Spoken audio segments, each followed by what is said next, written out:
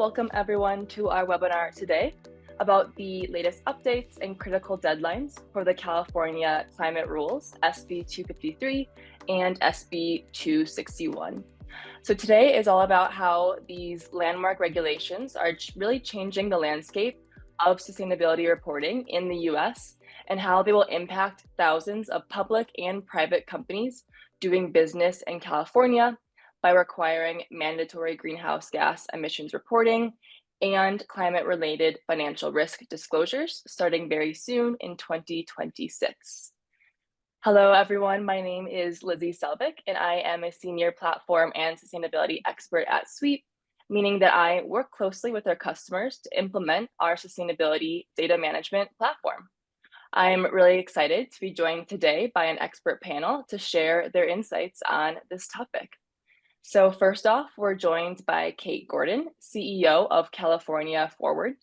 Kate has spent the past 2 decades working at the intersection of climate change and policy. Most recently, she served within the Biden-Harris administration as senior advisor to U.S. Energy Secretary. And then prior to this, Kate served as senior climate policy advisor to Governor Gavin Newsom, where she helped drive administration climate policy, including on emission reduction and climate risk. Hello, everybody. Thank you. Thanks, Kate.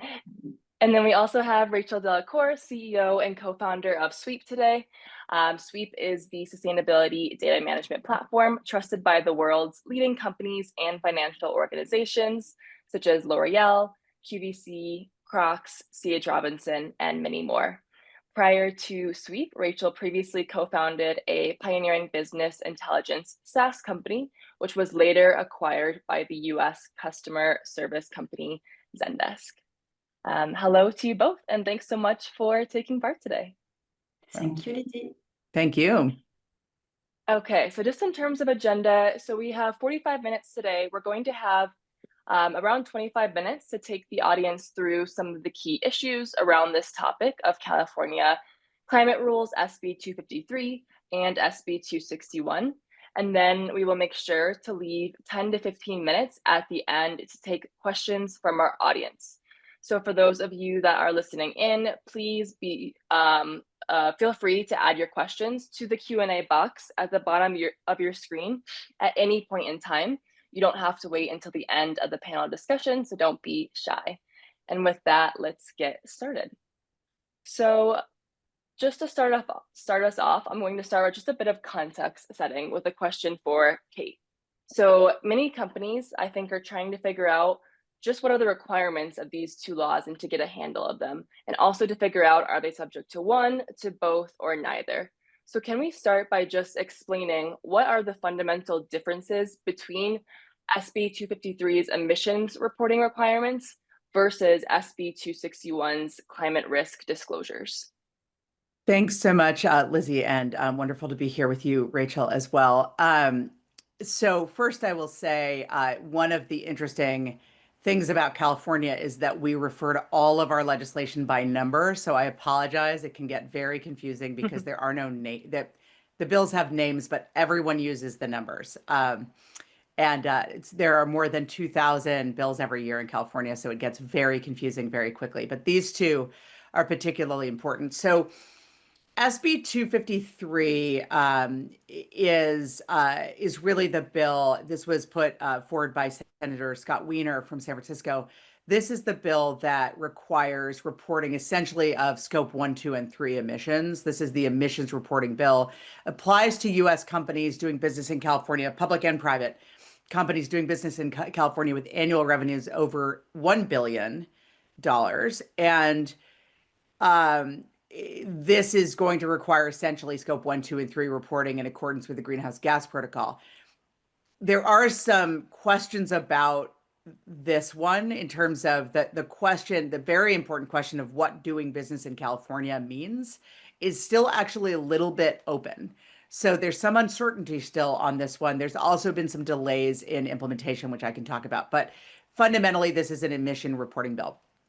SB 261 put forward by Senator Henry Stern, who's down in Malibu, which is important because he is in a district that is very wildfire hit by wildfires has a lot of risk, and that's partly what has inspired him in this space.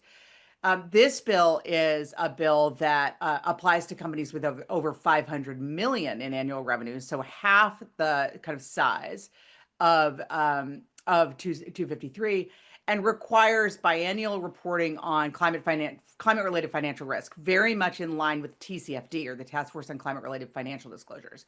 This one is really intended to get at physical risk primarily, although of course TCFD includes transition risk, litigation risk, et cetera, reputation risk, all the things. But this one was written with an eye primarily to physical risk. So just one thing about the relationship. Number one, 261, which is the risk one. I'll just call it the risk one and the emissions one, just to be easier. 261, smaller threshold, so more companies. So over 4,000 companies are probably subject. 253, higher threshold, fewer companies. 253, the emissions bill, also has an intersection with our existing cap and trade program. So some companies are already subject to reporting requirements under our cap and trade bill for direct emissions, so scope 1 in particular, and some 2. So that's an interesting interaction. And then finally, 261, the risk bill, is going into effect more quickly. That is the one where the first round of reporting is supposed to happen at the beginning of next year, 2026. A delay from the original bills, but happening more quickly. So I hope that's a good overview. It's there is a lot of interaction between these, but they also have very different purposes. Yeah, thank you so much, Kate, for that helpful overview. I think that definitely provides a lot of helpful context. I think if there's a company that maybe is near those thresholds or just aren't completely sure if they're subject to the laws, do you have any recommendations on how to figure out whether they're subject to one but not the other? And then I saw a question in the chat as well. Are companies only supposed to consider the US revenue from US subsidiaries or their global company revenue? These are really good questions. I would say on the are you subject or not, the biggest open question is actually less revenue. I believe revenue is global revenue. Most companies are multinational. This is the idea behind this is frankly to capture as many companies as possible. So, Yeah. so there the intersection with California is this doing business in California. The size of the company is the size of the company. This does not mean headquartered in California. That's something I can tell you for sure. That doing business in California does not limit it to headquartered in California, but we have some uncertainty still around what it means to be doing business in California. This is a kind of an ongoing question here with a lot of legislation. So let me just say that California's corporate tax rules, for instance, used to have a distinction between employment, like number of employees in California versus sales in California. That loophole's been closed, and now corporate taxes apply, sort of to doing business in, meaning sales or employees. So I think it's going to be a broad, I think it will be a broad definition, but we don't know exactly what the definition will be. Okay. And Thank you so much. frankly, pretty much everybody does business in California. So I think it's, Yeah. we have a massive consumer base. We're the fourth largest economy in the world. So it is, I would say to companies, assume breadth. Okay, thank you. That's helpful. So let's talk a bit about timing. And I know you just mentioned this a bit, Kate, but as you just mentioned, so CARB recently pushed the final rulemaking into Q1 2026, but it still has a January 1st, 2026 effective date.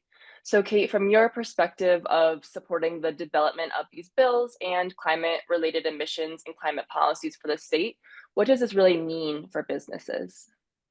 Yeah, well, let me clarify that the statutes actually had a July 1st, 2025 deadline, which has been missed. CARB is delayed. CARB is the California Air Resources Board, which is interesting as a place to be doing this regulation. It is fundamentally an air resources agency, an air pollution agency, but has had a very expanded role because of its role in the cap and trade program here in California, which is a large economy-wide cap and trade program.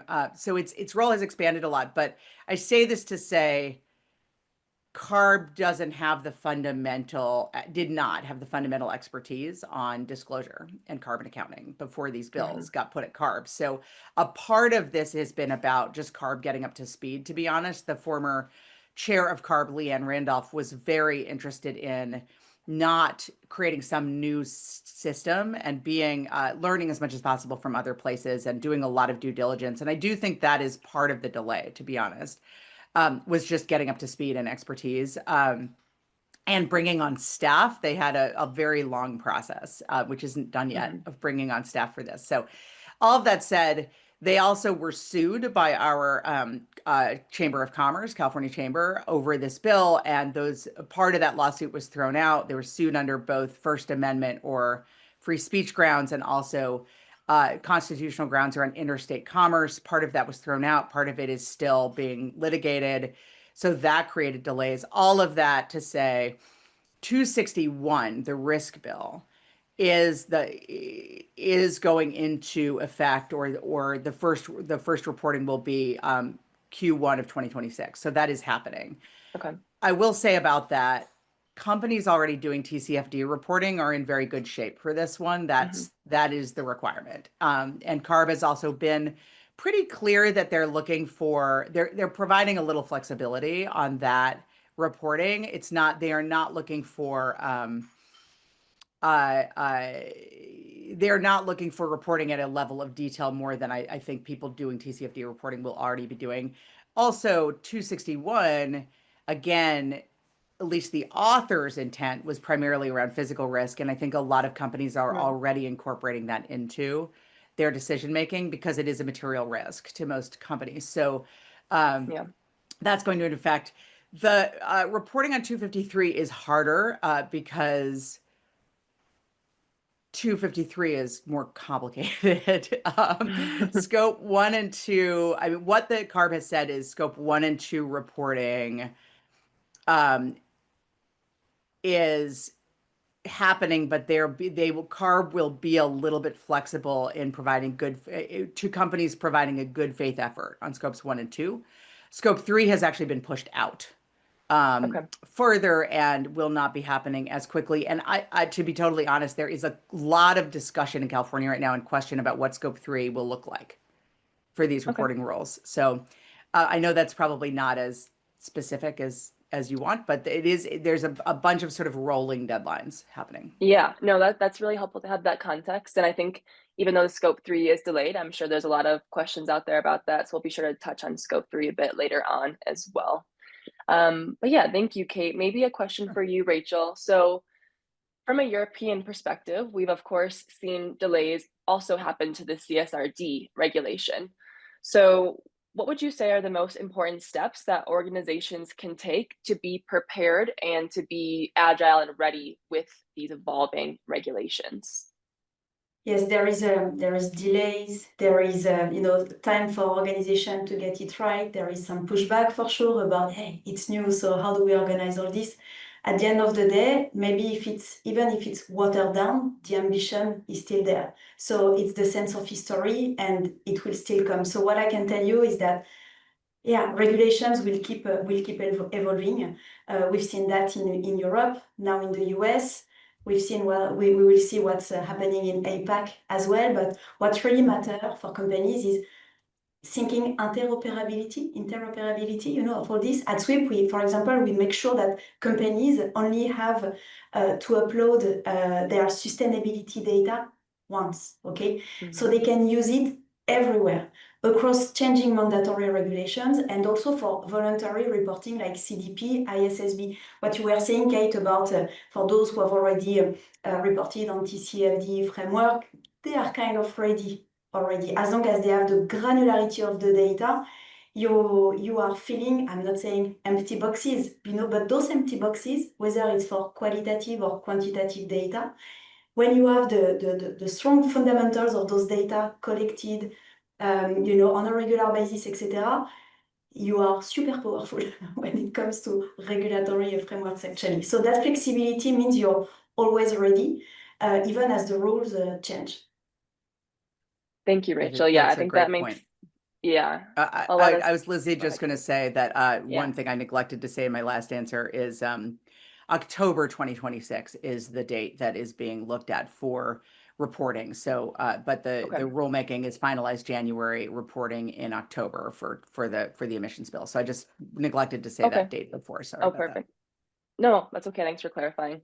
Um, yeah, and thanks, Rachel, for that response. I think, I mean, from my experience as well, working with a lot of customers that are implementing Sweep, I think we'll get into this later, but viewing it less as a box checking exercise that, okay, the deadline's been delayed, but instead, like, let's start preparing now so that we can get the value from it.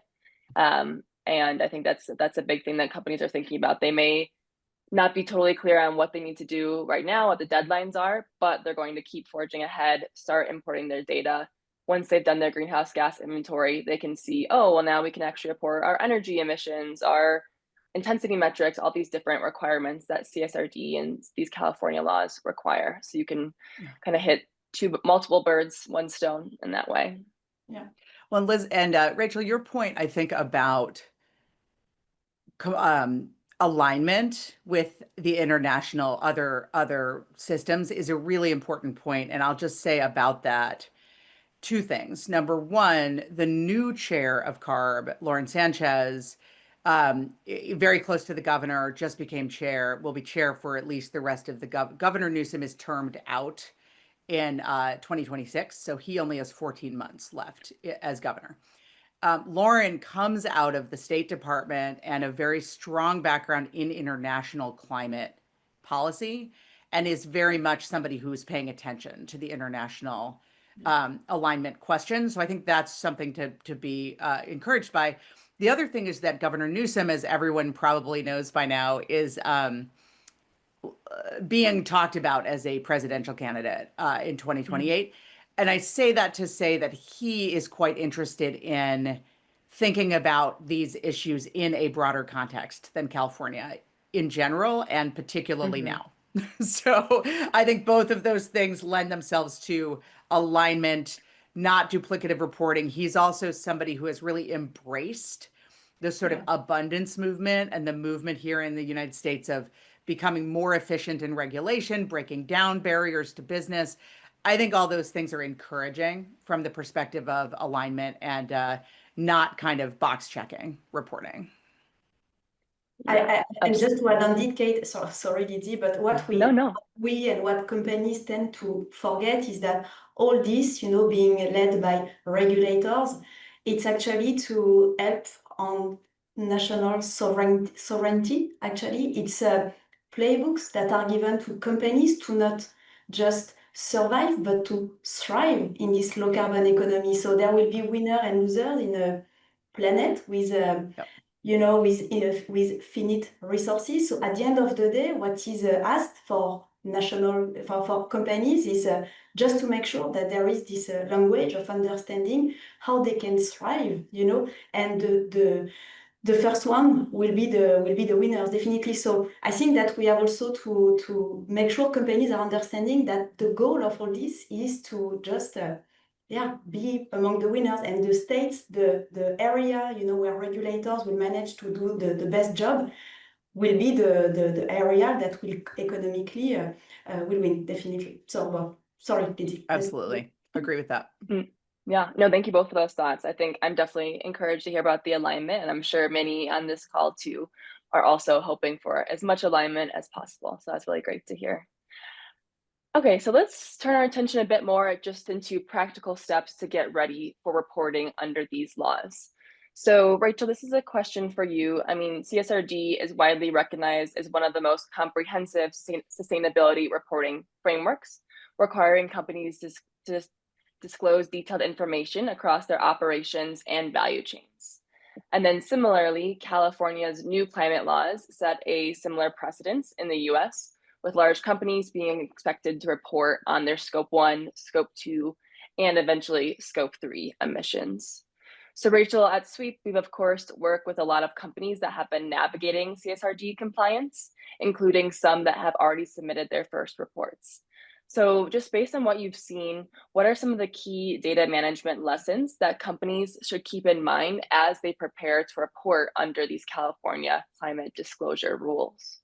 Yeah, and indeed, we were lucky to have customers who've been through that first reports, very comprehensive one, that CSRD ones. So lots of learnings that and we went through lots of learnings as well with our customers, because everyone was in a startup mode, the regulator, the software vendor, the companies. So it was the auditors as well. But what I can tell you is that what we've seen from the first CSRD reporters. Companies like L'Oréal, Voltalia, Conto, or Ocean, it's a big retailer as well in Europe, is that success, if I hearing them, talking about their first year experience, is that their success really comes down to strong internal governance and collaboration. Many told us they hadn't seen so many silos break down in years. Super interesting to hear that, okay, in terms of transition, transformation. For years, they for the first time, they were all around the table to think about also the future of the company, the risk impacting the company in this brand new world, I would say. So finance, sustainability, procurement, and operations all working together on the same data for the first time. So really interesting to hear that it actually federated them. And that's a huge shift, actually. And it's one California companies can learn from early on. Getting your finance team involved is absolutely critical because this is not just sustainability reporting anymore. It's business reporting. This is also what we've heard from our customer. It's not just about, hey, those sustainability guys in that department, ESG department, or else. It's really about, the new business rules, actually, new business reporting. So another thing also is that scope 3 has probably been the toughest, toughest area for everyone. Definitely, it's complex and layered, but the lesson is that start specific, not perfect. Okay, start small, but start. And move gradually from a spend-based estimates for those who have only this. It's fine, I would say, but you have to move toward activity-based data. And the good news is that technology, innovation is here to help get granular on activity-based data points, so especially with your biggest suppliers. We've seen also our customers, working with their biggest suppliers first and doing that 80-20, ratio like this, to start.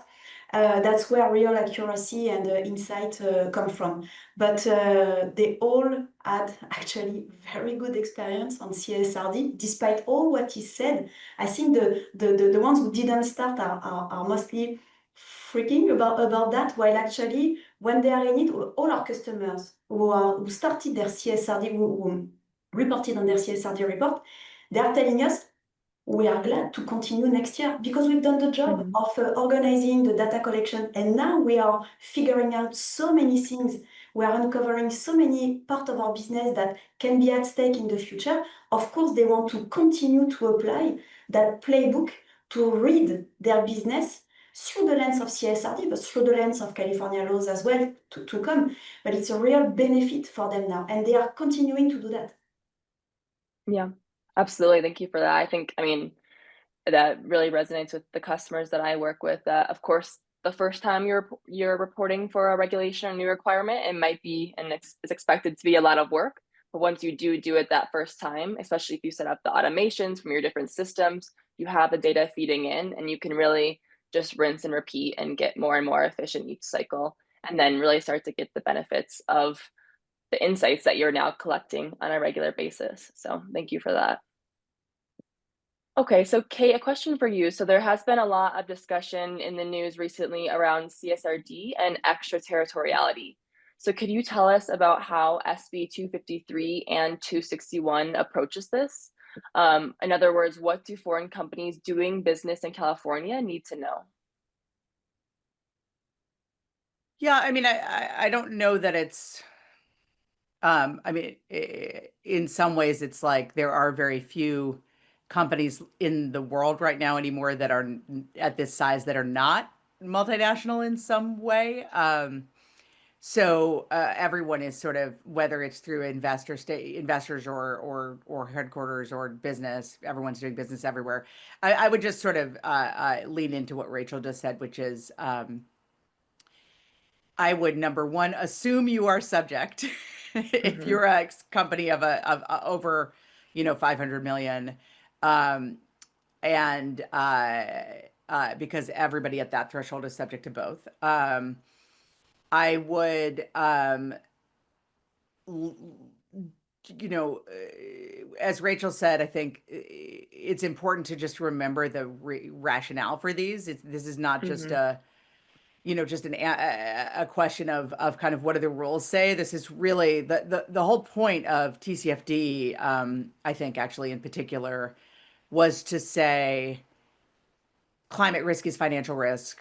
And these, if you are not thinking about the fact that you now do business in a climate affected world, I think we can no longer act as though businesses are operating in a climate stable world because we are not in that world. So, given that, anybody with physical infrastructure or capital investments has to think about where those are, what the potential climate risk is, how that will affect them. I mean, Mm-hmm.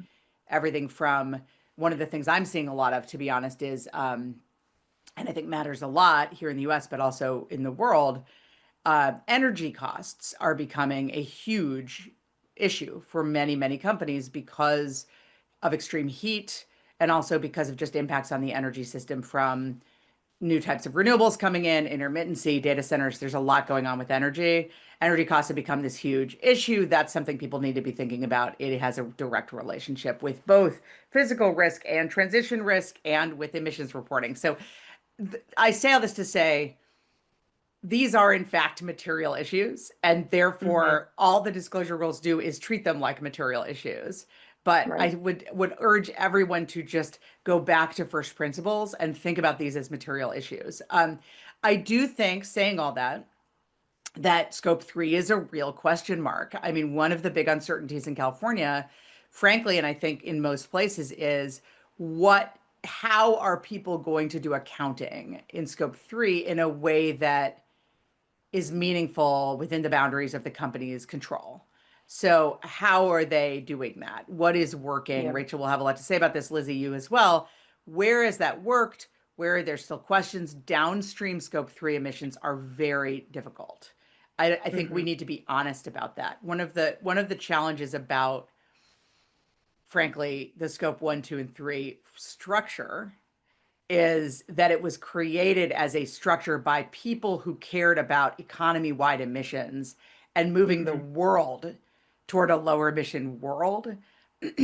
It translating that into company specific emissions and those impacts at that level of control has been complicated. And I think we need to be honest about scope 3, the uncertainty of Yeah. scope 3, and just the what I would say to companies is this uncertainty exists everywhere.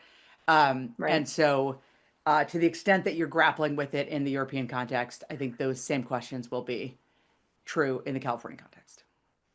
Yeah. Okay. Thank you for that. And maybe a related question. So, thinking about scope 3 or other compliance requirements under these laws, um, companies are asking, you know, how can they view these requirements more than just reporting requirement, checking a box? So, how can you actually think about driving business growth and competitive advantage from, for example, measuring your scope 3 or other areas that the regulation requires? Yeah, I mean, this is a great question. And everyone who's on this call knows that a lot of this is very policy driven. One of the things Hmm. about emissions reporting and climate action in general is that on the avoided emission side, so I'm going to separate out these two things. There is a big difference between compliance and regulatory structures around avoided emissions, which is really the SB 253 emissions reporting scope 1, 2, and 3 context. And, sort of that's reporting on your current emissions, trying to drive down those emissions. The world of transition risk is a world of policy. It's a world of if policy tells us we have to reduce emissions to a certain level, if we're being held to science-based targets, if we're trying to meet our Paris goals, then this whole structure is created for that, for sort of like a way to get there.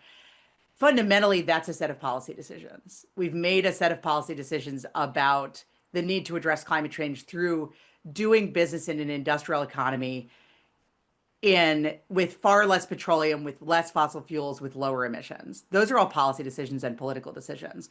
Everyone on the call knows that they constantly change because of political change. Here in the United States, we've just withdrawn from the Paris Agreement, as an example, nationally. So these are all policy decisions.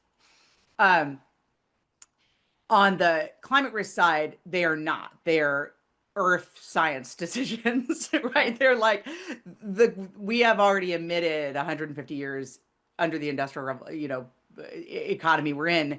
Those emissions are already cumulative in the atmosphere. They are already creating more frequent and severe weather events and long-term chronic change like sea level rise and extreme heat. That's just true, right? That doesn't really care about policy and politics. That's just true. So I say all that, Lizzie, to say, on the physical risk side, you just have to do it because it is material. Mm-hmm. Mm-hmm. There's no company for whom this is not material. There's no question about it. Argue all you want about climate change and whether it's created by humans, fine. Yeah. It's just true that the climate is having these impacts. Everybody should be fundamentally paying attention to that, regardless of whether California tells you to or not. It is fundamental to business. On the emission side, some of it is and some of it isn't. Like on the emission side, it's harder. Business is working in very short time frames. That's the way corporate law is designed. That's the way the stock markets are designed. Very short time frames don't always respect climate action, right? I mean, people have been invested in oil and gas in the last few years with the Russia-Ukraine conflict happening, have done really well because oil and gas not from Russia has done very, very well. So there is a disconnect on the emissions side sometimes between financial outcomes and the reality of our need to move to a new kind of economy. And I say that to say that's why everybody cares so much about the ESG frameworks and reputational risk. Reputational risk is a big driver on that side. Some companies, Patagonia is obviously an example, do really well because they're very active on the emission side and on climate action. Some companies, that is their business. They do climate resilience, they do sustainable agriculture, they do renewable energy, they do a thing that is in that space that has a market because of that space. That's obvious, right? I think where you have a harder time, and we've all know this, the harder thing is around the edges, the carbon intensive companies that we still rely on in the industrial economy. It is harder, right? They are working in an economy that still values petroleum quite highly and still values concrete and steel and aluminum and all of these things, that they are now trying to bring down the carbon intensity of those things, move into green concrete, do them differently, move into carbon removal. I'll end on this, but we've got to create a market for them that goes beyond this reputational risk issue and reporting. We actually need to start thinking about, like, how do we value a ton of removed carbon so that you guys actually have a market for this thing you're doing? How do we put real value on those things through policy and through regulated markets? I think is something we all need to think about, because right now it's too politically volatile. The kind of the financial risk, reputation risk, ESG world is like too volatile for a lot of companies who are doing this work that's really carbon intensive. Like, that's the economy we built. And I don't know if that helps, but I think separating these out is important, and continuing to remember that policy matters a lot on the emissions side. And so companies that want to see value in taking these actions should also be pushing really hard for the policy that creates that value, because fundamentally that is what is going to move this whole needle and give you more credibility and more money and more profit from doing the right thing. Yeah, thank you so much for that. Yeah, and I'll go ahead, by Rachel. the way, Kate, what has been also kind of fought against, even for CSRD, was the fact that, hey, I don't want to make all my data public. I will be audited, okay, but I will have to publish everything, and then I will be compared. Yeah. But for those who are getting it right, Yeah. this is where you start to show that it's not just a competitiveness regarding cost, but also about the value actually that you are bringing back. So actually, it's a good point for regulators also to make at some point, all those that to publish that, because for companies who are consumer, we are always talking about the regulatory threat and the reputational threat, but on that reputational threat, all what is done by regulator to also show that for companies who are getting it right, they should embrace that actually and push the regulators on that track, of being 100%. And the other thing I'll say is that also a California example, but the Buy Clean California rules, which are procurement rules around large public projects and procuring lower emission sort of steel and concrete, are interesting, and a lot of people have copied them. And I'll just say about that, procurement rules can be very helpful yes. in this space to create value for companies doing the right thing. And the big challenge California has had in implementing that procurement rule, to Rachel's point, has been a lack of knowledge about what the companies are doing. So if you're disclosing and it's Exactly. transparent, you're actually putting yourself in a really good competitive space for those to sell into those countries and those companies as part of the supply chain and as part of the procurement for places that have actually leaned in to say, we want to do green procurement. We are paying attention, governments that are paying attention to their own risk. A lot of the work I did in California when I was in the government was around government itself as a business, essentially doing TCFD reporting. California government is a big asset owner, investor, and just frankly does a lot of operation and maintenance of a lot of physical capital assets. And we made the argument that governments should start thinking about their risk under TCFD as well. And you start to see that. And as governments do that, I think there will be much more interest in procuring higher value, lower emission projects, in supporting them. Government grants to those will just become, I think, more valuable. And that's a pretty important space for companies. Maybe just in the interest of time, I have one more question for Rachel, and then if you could just keep the answer quick, just so that we can make sure to get some questions from the audience. But I have a question about this topic of competitive advantage. So how do companies measure the ROI of spending the time to prepare for these regulations? How do companies actually think about what value am I getting back, and how might they even quantify that? Yeah. What I can tell you is that when we started SWIP, so 5 years ago, we were not hearing that ROI, verbalized by companies. But the more regulatory frameworks came in, the more companies were asked to deep dive into their data just to make sure to report the right way. The more we've seen years after years, and a lot this year in 2025, we've heard the verbalization of the ROI. So for some cosmetic industries, it's in the NPS, net promoter score. For some others, for the public train transportation, national one that is our customers, for example, it's about having deep diving and understanding that actually the green steel for rails is actually cheaper than before, because they have completely reviewed their logistics, how they are using energy for that kind of steel, etc., etc. And because ultimately, compliance, it's just the starting point. It became the starting point of that verbalization, and the real ROI comes from the efficiency, of course, and insight you gain along the way. So see that compliance, as an opportunity to deep dive into your data.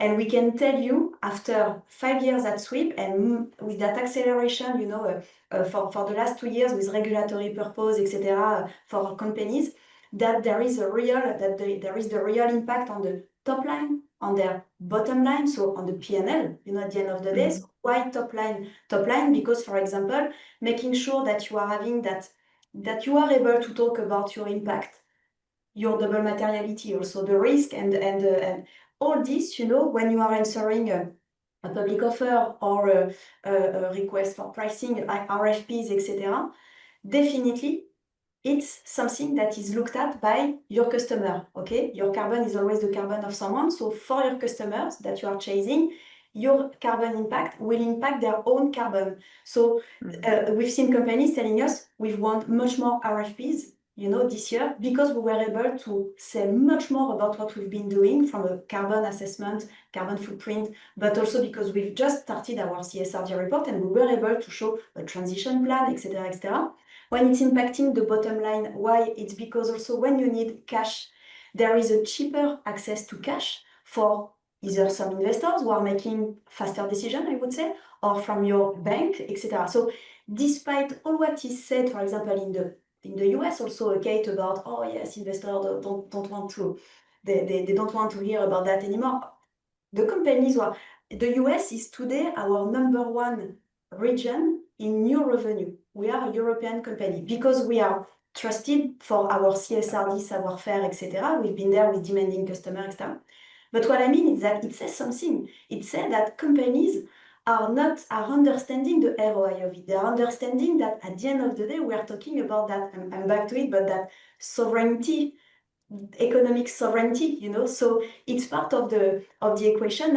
And I don't know if you wanted to mention that also, Lydie, but recently we had one of our very close organization and in sustainable finance, and the CEO was saying it's not through today's financial statements that we can predict tomorrow's performance, it's through today's extra financial data. And I think that is really, really, really, really key. Sorry, I was cutting you, Lydie, but it's something that should really, really resonate. And what I can also tell you is that our customers often tell us that what used to take months of manual work is now done in weeks. Keep in mind. And I don't want to just preach for what we are doing or else. I'm saying that technology, innovation, AI as well. AI is contributing to faster technology organization, to collect your data, etc.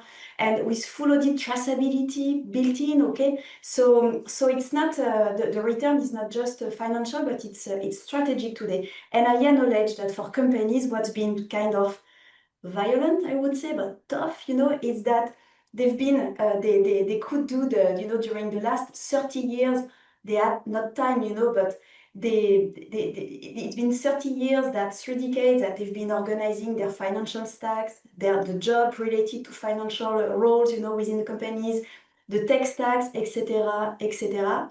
And yes, they are asked to do kind of the same because it's a data project in the end. They are asked to do the same with the roles and sustainability data stack, etc., in a very, very short amount of time. So yes, indeed, it can be seen as, oh, wow, I can't do that in a short amount of time. At the end of the day, there is this urgency out there that we are all seeing. So it has to be done. But fortunately, technology, we are not the only one at SWE, but technology is really helping to help companies go faster in terms of ROI and in terms of, the reputational threat as well. It has to be addressed. Lizzie, just absolutely. very, very quickly on this, operationally, I will say that I have directly seen companies that have been doing TCFD reporting on physical risk in particular and transition risk, who are using that. I'm a fan of scenario planning under TCFD. I'll say California is not requiring it for the first reporting under 261, but I think scenario planning is a very good idea in TCFD reporting. And I've seen companies make decisions around things like operation and maintenance of existing capital stock, new build, supply chain decisions that have had a very specific benefit financially because they're making those decisions based on scenario planning and climate risk and transition risk. So I think it is especially when it comes to physical infrastructure and place-based decisions, I think it makes a huge difference to bottom line. Absolutely. And I think, and I know we're at time, so of course we're not going to get to all of our questions today, but for those of you, no, that's okay. For those in the audience, we will follow up with you directly after this webinar, so don't fret about that. Maybe one question, Kate, from what you were just talking about, climate risk. Someone did ask, how often will companies need to revisit their climate risk? Is this one and done, or do companies need to redo their assessment every year, 2 years? Is there any parameters around that at this point? Yes, it is going to be ongoing reporting, and I don't want to get wrong, so give me a minute to tell you. It is ongoing reporting. It's biennial reporting for one of them. For 261. So for the risk bill, it's biennial reporting. And for 253, it's annual reporting. So these are ongoing. Ideally, one of the things that I urge people to continue to push the California government on is ideally aligning those timelines with other timelines, to our point about alignment, so that you're not having to do multiple reports saying the same thing over the year. Nobody wants to spend all of their corporate dollars doing reporting over and over again. So I think there is going to be some effort to align. Yeah, absolutely. Okay. Well, thank you both so much. I know we are a minute over, but thank you for your great insights, and thank you for everyone for joining today. The time went super quickly. So as I mentioned, we will follow up with you on all the questions we didn't get back. We'll also send the recording, slides, key takeaways as well. So stay tuned for that.